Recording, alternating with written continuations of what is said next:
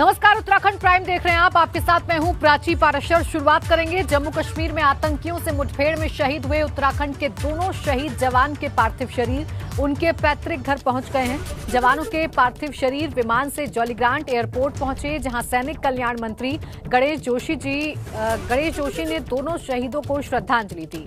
आपको बता दें कि जम्मू में मुठभेड़ के दौरान टिहरी के विमाड़ गांव निवासी राइफलमैन विक्रम सिंह और चमोली के सांकरी गांव निवासी राइफलमैन योगेंद्र सिंह शहीद हो गए थे और आज दोनों ही जवानों का पार्थिव शरीर उनके पैतृक गांव पहुंचा, जहां नम आंखों से उन्हें श्रद्धांजलि दी गई। तो कैबिनेट मंत्री गणेश जोशी ने श्रद्धांजलि अर्पित की, अपने श्रद्धा सुमन अर्पित किए। दरअसल जम्मू कश्मीर में ये दोनों जवान शहीद हुए थे और इनका जो पार्थिव शरीर है वो आज इनके पैतृक गांव पहुंचा।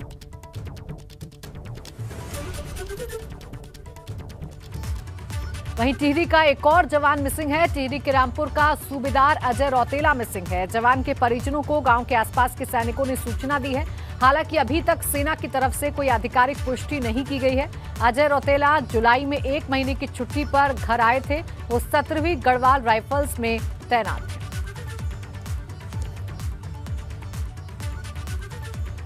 बढ़ते आगे, सीएम पुष्कर सिंह धामी अयोध्या के दौरे पर हैं। इस दौरान सीएम पुष्कर सिंह धामी ने रामलला के दरबार में दर्शन पूजन किया। इसके साथ ही सीएम धामी ने हनुमानगढ़ी में मत्था टेका। तो वहीं सीएम धामी निर्माणाधीन रामलला के भव्य मंदिर का अवलोकन करने पहुंचे। तो आपको बता दें कि आज उत्तराखंड के सीएम पुष्कर सिंह धामी अयोध्या में मौजूद रहे। राम की नगरी में रामलला के दर्शन किए मुख्यमंत्री पुष्कर सिंह धामी ने। इसके साथ ही साथ हनुमानगढ़ी में भी मत्था टेका, राम दरबार के दर्शन किए। निर्माणाधीन राम मंदिर का अवलोकन सीएम पुष्कर सिंह धामी ने किया। यशपाल आर्य के भाजपा छोड़ने के बाद अब सियासी गलियारों में इस बात की चर्चा है कि अब धामी कैबिनेट में किस विधायक को जगह मिलेगी। लेकिन सीएम धामी का बयान सबको चौंका रहा है। मुख्यमंत्री ने कहा कि यशपाल आर्य के विभाग सही जगह पहुंच गए हैं। मुख्यमंत्री के बयान के बाद सियासी गलियारों में इस बात की चर्चा है कि क्या सरकार खाली पड़े पद को भरने नहीं जा रही है। क्योंकि सरकार में देखिए ऐसा है कि अभी सब विभाग सब जगह पहुंच गए हैं। इसके बारे में जो भी निर्णय होगा बाद में देखेंगे। क्योंकि सरकार में देखिए ऐसा है कि अभी सब विभाग सब जगह पहुंच गए हैं। इसके बारे में जो भी निर्णय होगा बाद में देखेंगे। उधर खानपुर से विधायक कुंवर प्रणव सिंह चैंपियन एक बार फिर से अपने बयान को लेकर सुर्खियों में है। लेकिन जैसे ही चैंपियन का बयान सियासी गलियारों में सुर्खियों में आया तो चैंपियन ने हमेशा की तरह इस बार भी सफाई पेश कर दी।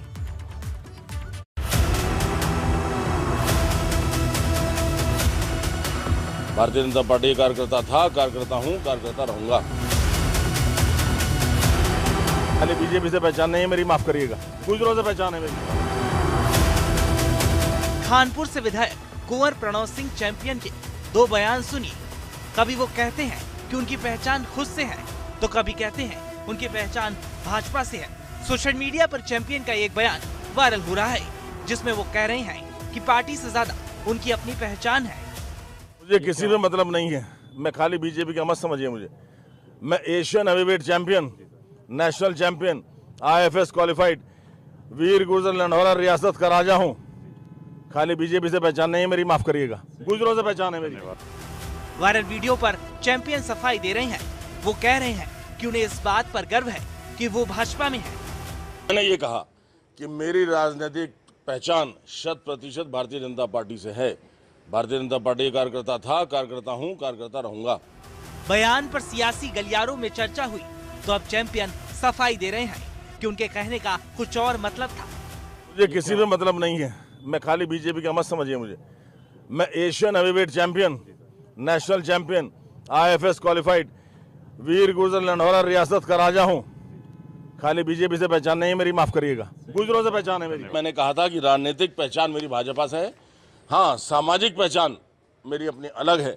एक विधायक के अलावा कुंवर प्रणव सिंह चैंपियन क्या है? सिर्फ विधायक ही नहीं है, इंटरनेशनल चैंपियन है, हाईली एजुकेटेड है, 4 जुबान जानते हैं। मीडिया ने सवाल पूछा तो चैंपियन को गुस्सा आ गया। वो भड़क गए और पहलवानी का रौब दिखाने लगे।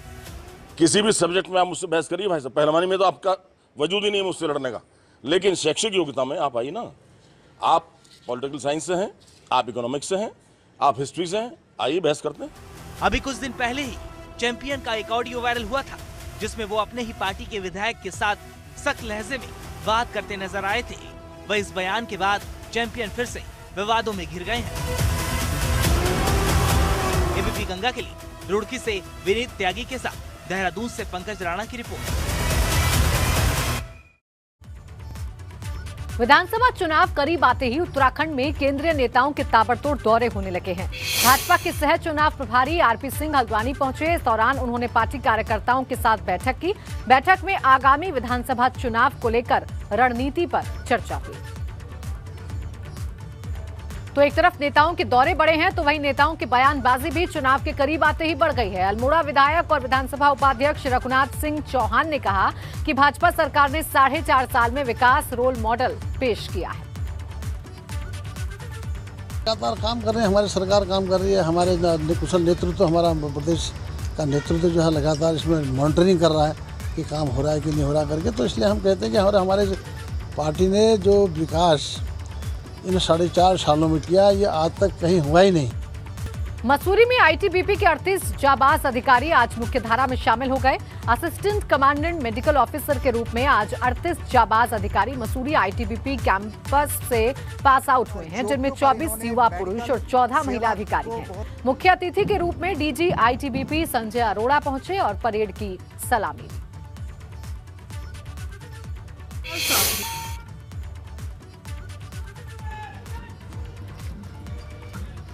प्लाटून नंबर 2 के द्वारा दाहिने देख की कार्यवाही कर मुख्य अतिथि महोदय को सम्मान किया। सबसे पहले तो आईटीबीपी की ये पासिंग आउट परेड, जिसमें 38 अफसर आज पास आउट हुए हैं, जिसमें 24 पुरुष और 14 महिला अधिकारी शामिल हैं। तो ये आईटीबीपी की पासिंग परेड, और आज देश को 38 जाबाज अफसर मिले हैं, जिसमें से आपको बता दें कि 24 पुरुष और 14 महिला अधिकारी शामिल हैं। तो इस पासिंग आउट परेड में आज तमाम रंग देखने को मिले। जोश और उत्साह जाबाजों का देखने को मिला, जवानों का देखने को मिला।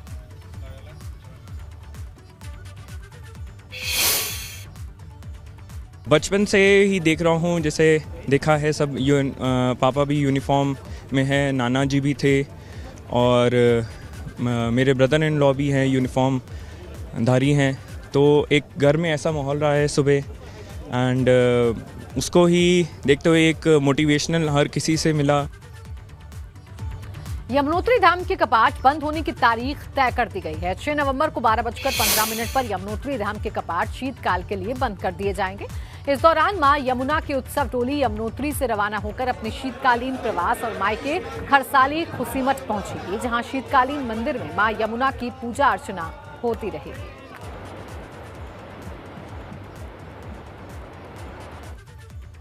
और चारधाम यात्रा पर ई पास की पाबंदी खत्म होने के बाद अब यात्रियों की काफी भीड़ उमड़ रही है। केदारनाथ धाम में यात्रियों की संख्या 66,000 के करीब पहुंच गई है। आपको बता दें कि 6 नवंबर के केदारनाथ धाम के कपाट बंद होंगे। कपाट बंद होने से पहले पीएम मोदी केदार धाम आएंगे। इस दौरान पीएम केदार बाबा की आराधना करेंगे।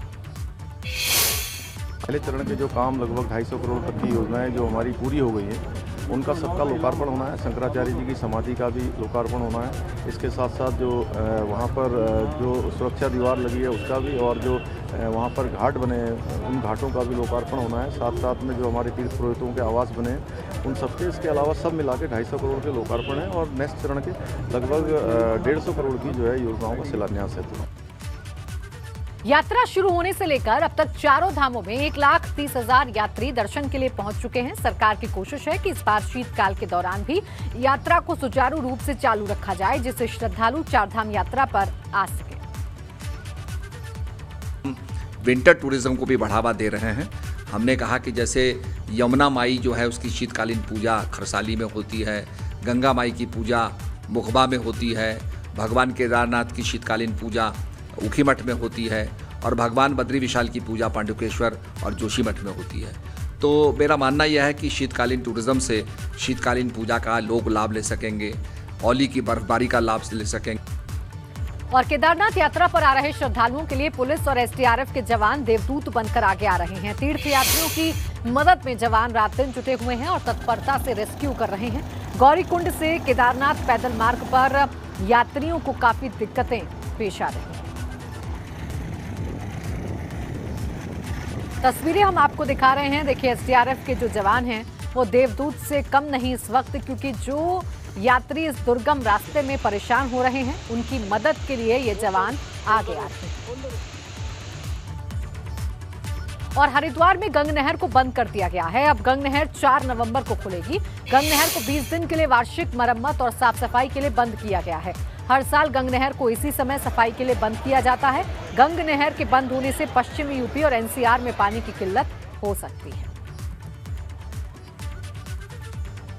ओलंपिक 2021 में देश को गोल्ड मेडल दिलाने वाले पहलवान रवि दहिया हरिद्वार पहुंचे, जहां उन्होंने दक्षिण काली मंदिर पहुंचकर मां काली के दर्शन किए और निरंजनी अखाड़े के आचार्य महामंडलेश्वर स्वामी कैलाशानंद गिरी से भी उन्होंने आशीर्वाद लिया।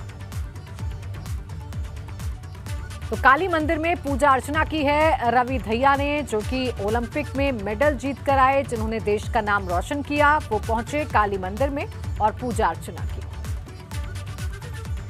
का संग्राम में आज बात हरिद्वार की पिरान कलियार विधानसभा सीट की। इस सीट से फिलहाल कांग्रेस के फुरकान अहमद विधायक हैं, लेकिन इस बार जनता का मूड क्या है, आज इसी पर बात करेंगे।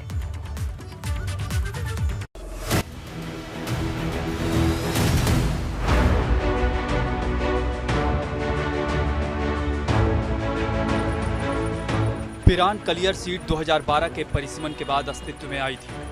इससे पहले इसका ज्यादातर हिस्सा रुड़की और भगवानपुर विधानसभा क्षेत्र में आता था। 2012 में पहली बार हुए चुनाव में कांग्रेस ने फुरकान अहमद को मैदान में उतारा था।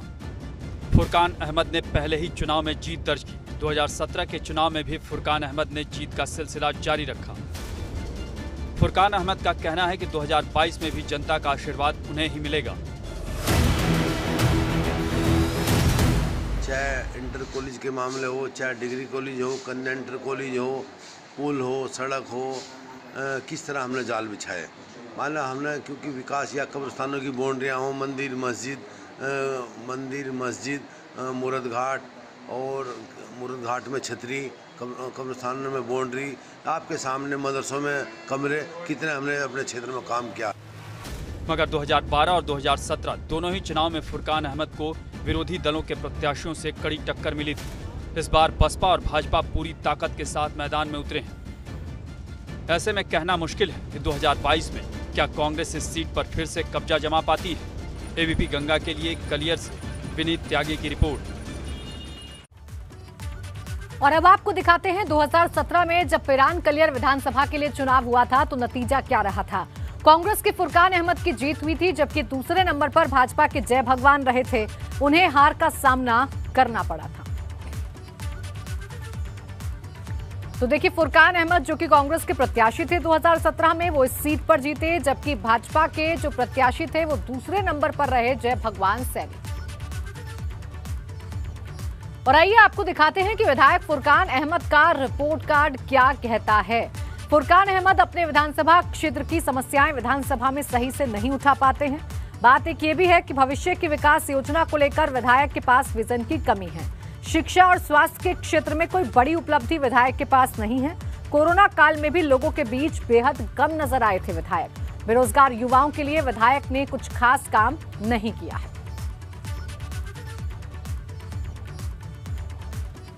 विधायक फुरकान अहमद कह रहे हैं कि वो विपक्ष में रहने के बावजूद भी विकास में काफी काम करवा रहे हैं, लेकिन भाजपा विधायक पर सवाल खड़े कर रही है।